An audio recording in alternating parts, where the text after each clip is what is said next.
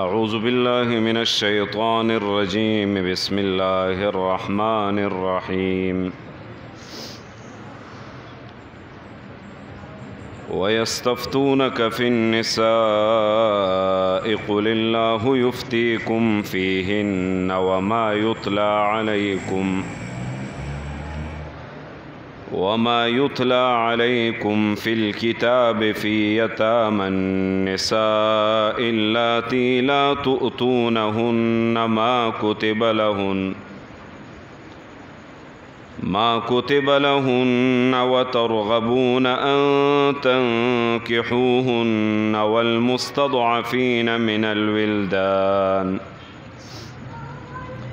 والمستضعفين من الولدان وأن تقوموا لليتامى بالقسط وما تفعلوا من خير فإن الله كان به عليما سورہ نساء 127 نمبر آیات دیں 15 سپارہ دا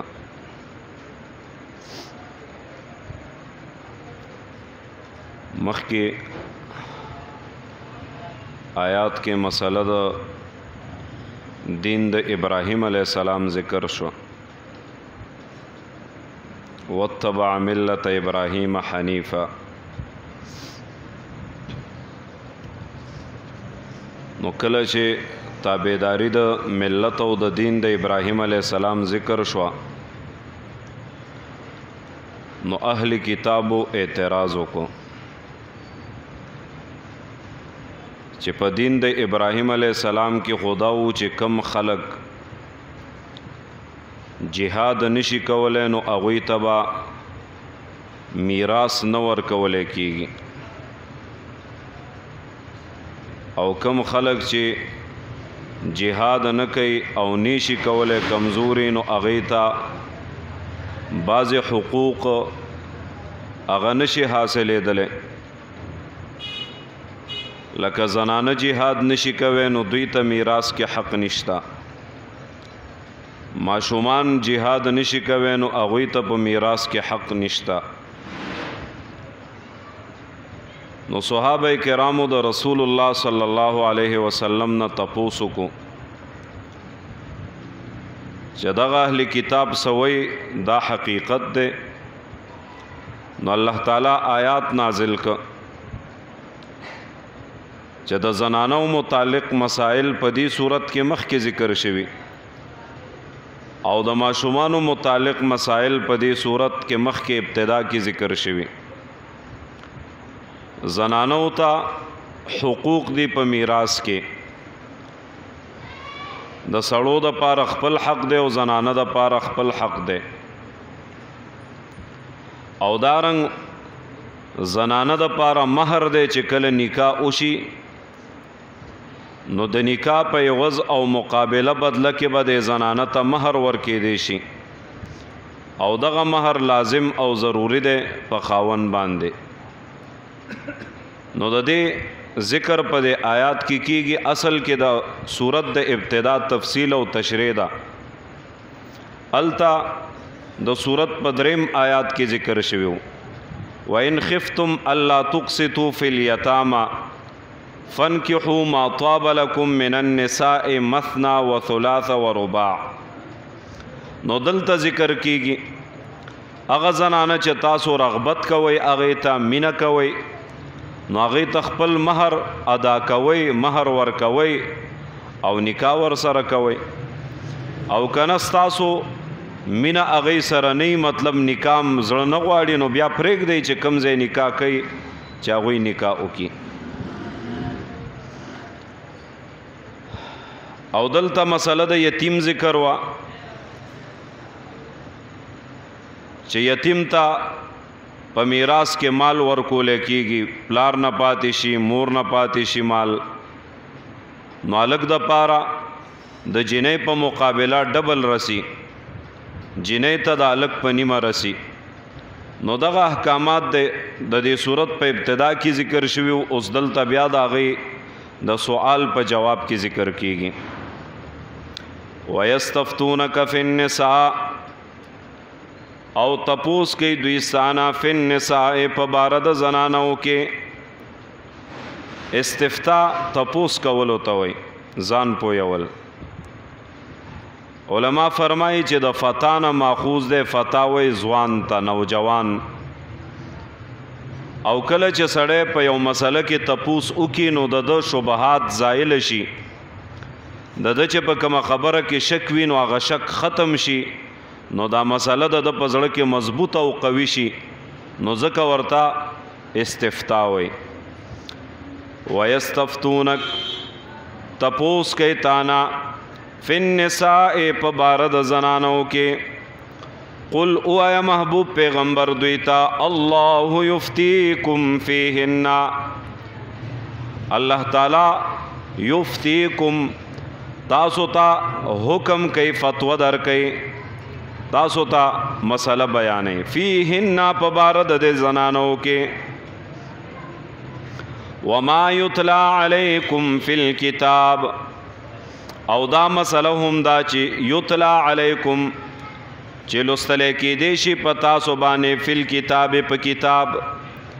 کتاب نه مراد ابتدا د دې صورت ته مخکې.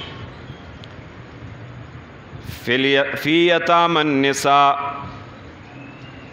په باره د یتیمانو جنکو کې. التی اغه جنکۍ لا تؤتونهن ما کتب لهن چې نه ورکوئ تاسو دوی ته ما هغه څه کتب لهن چې فرض کړی شوي دوی دپاره. وترغبون ان تنکحوهن، او تاسو رغبت او مینه کوئ ان د دې خبرې تنکحوهن چې تاسو دوی سره نکاح وکئ. ترغبون امام رازی رحم الله فرمایي چې کله سله کې عن راضی او کله فی راضی. کله چې عن راشي نو په معنا د مخ اړولو اعراض سره راځي، لکه مخ کې اول سپاره کې تاسو ته ذکر شوی ومن يرغب عن ملة ابراهیم الا من سفه نفسه، او مخ نه اړی د دین د ابراهیم علیه السلام نه مگر هغه کس چې ځان په زور بے وقوف کړي. نو سله کې چې عن راشي نو په معنا د نفرت کولو، مخ ګرځولو، اعراض کولو دی. او کله چې فی راشي نو بیا په معنا د مینې کولو دی، محبت. او مور بی عائشہ صدیقہ رضی الله تعالی عنها امم فرمایي چې دلته مراد اعراض کول دی د دوی. یتیمانی جنکۍ کله چې جهاد وی، سنگرونه ګرمي، ځوانان جهاد ته ځي، نو شهادت پکې خامخای. نو چې کله شهادت راشي نو ډېر ماشومان یتیمان شي. اوس دغه یتیم مسله دای چې پلار مړ شو نو کله د تر ته پاتې شي، او کله یو یتیم خپل ورور ته پاتې شي، او کله داسي چې دا نږدې رشتہ دار نه، اقربا نه، نو عصبو ته پاتې شي، لکه داسي چې نه ترې نه روري. نو بیا دا یتیم پرورش ترزوی کوي. نو چې کله ترزوی کوي نو دا یتیمه جنۍ چې پاتې شي او ترزوی ته پاتې شي او دې سره مالم وي، دغه ماشومه چې غټه شي نو کله کله الله ډېر حسن ورکړي، نو دا ترزوی دې سره د نکاح کولو اراده وي چې نکاح ور سره وکړي، لیکن مہر نه ورکوي، ځکه دی وایي چې دا خو زما پرورش کې ده او زما په لاس کې را لویه شوې، نو دې ته څنګه مہر ورکم. نو رب فرمایي چې کله ستاسو مینه او محبت وي چې تاسو نکاح وکئ نو مہر ورکئ، نکاح وکئ ور سره. د نکاح نه منع نشته چې مه کوئ، وکئ ور سره نکاح، لیکن مہر ادا کئ. مور بی بی عائشہ صدیقہ رضی اللہ تعالی عنہ فرمایي چې دینه مراد مخ ګرځول دي. کله داسي چې یو ماشومه را لوی شي خدای حسنم نه او مالم نه، او کم مال چې وینو هغه باندې دی دا څوک چې پرورش کوي د په خېټه چولی، نو نه دی جنې سره په خپل نکاح کوي او نه بل چاته په نکاح ور کوي، ځکه دی وایي چې خپله خو نکاح نه کوم زما طبیعت نه کېږي نکاح ته دې سره او بل چاته که ورکم نو هغه مال چې د دې کم دې سره دی نو ابه لاړ شي نو بغیر د مال نه به زه پاتې شم نو بل چاته هم په نکاح نه ورکوي نو فرمایي چې ستاسو مینه نه دوی سره مطلب نکاح نه کوئ نو بیا تاسو دوی بل چاته په نکاح سره ورکوي ولې مثاري کړي ځان سره نو منع وشوه د دې ظلم نه چې دا ظلم به نه کوئ او که چېرته ستاسو ورسره مینه کېږي او تاسو نکاح کوئ نو بیا تاسو مهر ورکوئ مهر ادا کوي او نکاح ورسره وکړئ نو د ترغبونه دغه دوه معنی مفسرینو ذکر کړي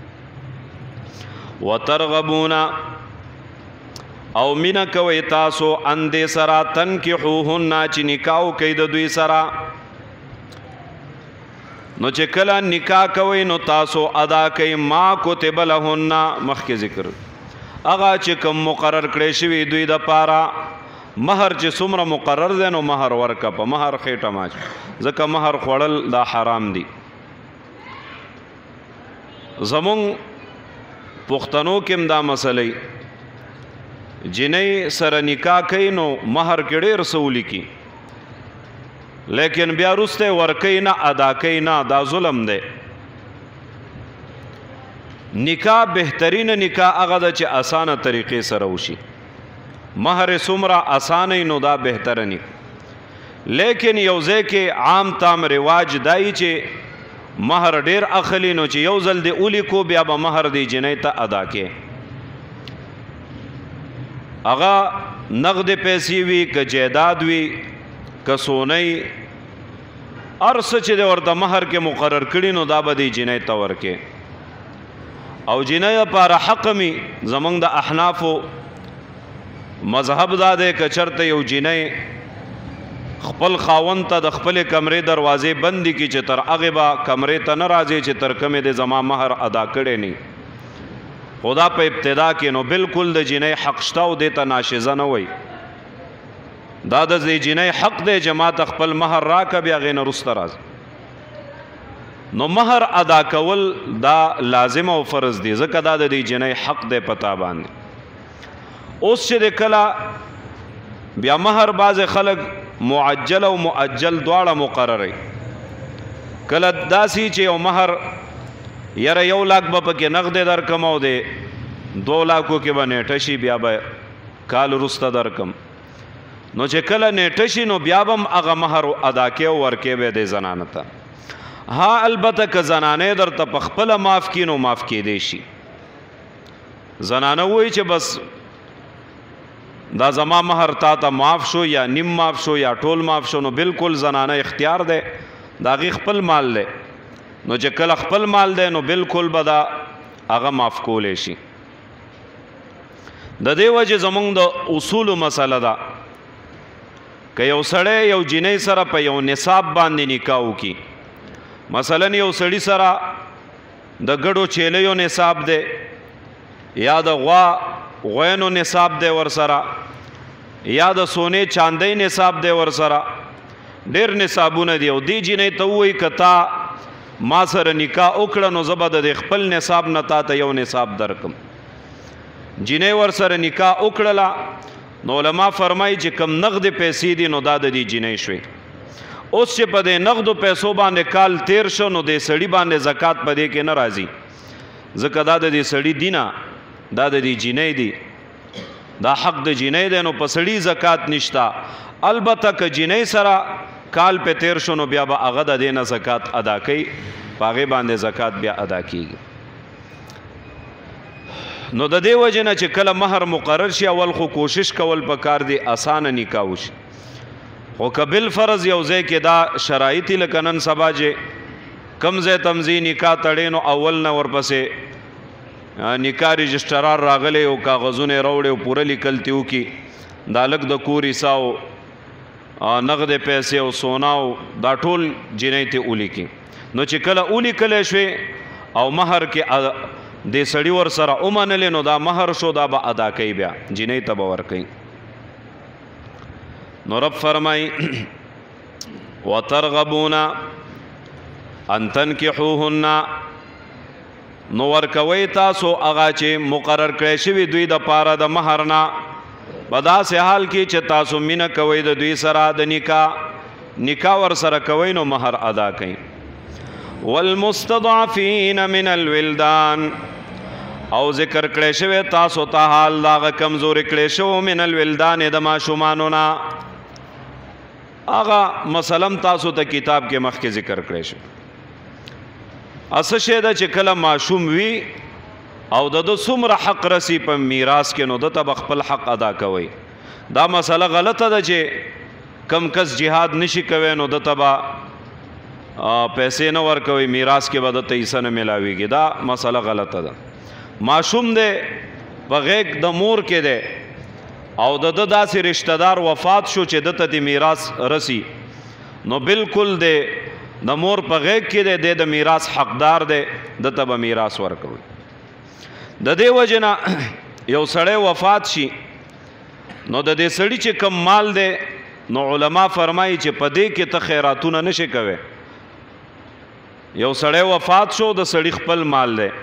نو اوس د دې سړي د مال نه دا کم چې وفات شوی دی دنه خیراتونه نشي کوي تر هغې پورې چې تا دا میراث تقسیم کړی نه میراث د تقسیم کو تا د پکې کومه حصہ در ورسېده نو اوس تکړه شه هغه خیرات کا خو چې میراث د تقسیم کړی نه دی ځکه دې کې به د ماشومانو حقي دې کې به د داسې کس حقي چې هغه به نه غواړي چې خیرات وشي نو چې پردي مالونه ورپسې خیرات کې هغه د هغه زړه نه دی او ته د هغه مال خیرات کې نو دا به څه قبول شي بلکې ځان دې پې ګناهګار کو نو میراث به اول تقسیم کې د هغې نه وروسته چې څومره مال تا ته ورسېده میراث کې اور پس خیرات کا بالکل پارا طریقہ چے خیرات کے دیگونا ور پس پخے پاخ کا غوی ور پس علال کا کنی وخان را ولا علال کا غین دے مونږ نه مانا کو تکړه شه خو الا چې کله ستا خپل مالی خپل طرف نه کینو او ور پس نو فرمای والمستضعفین من الولدان او اغا د کمزورو کړي شو من الولدان ما شومانونا وان تقوموا لليتامى بالقسط او حکم کوي تاسو ته چې ودرېږئ تاسو لليتامى د پاره د یتیمانو بالقسط په انصاف سره څوک چې یتیم سره ظلم کوي نو ودرېږئ تاسو د هغې دفاع وکئ او دا حکمران ته دی هغه خلک چې د چا لاس کې طاقت وي زور وي نو چې د چا وس او طاقت رسي د یتیم طرفداري وکړي یتیم سره د ودرېږي او هغه ته د هغه حق د دې کس نه راوالي او ادا دي کی وما تفعلوا من خير فإن الله كان به عليما وما او اغس تفعلوا چې تاسو یې کوئ من خیر د نیکینا فإن الله نو یقینا الله تعالی کان دی به په دې باندې علیما پوی نو ته که د خیر کار کې او که د شر کې الله په پوی دی لیکن دلته ترغیب ورکوي چې تاسو د خیر کارونه کوئ الله تاسو دا کارونه ښکاري الله په عالم دی نو د دې به اجر درکوي او د دې عوض کې به الله نور څه ډېر درکوي ځکه مال دولت او د هر څه خو د الله اختیار کې دي نو چې تا د الله د مخلوق سره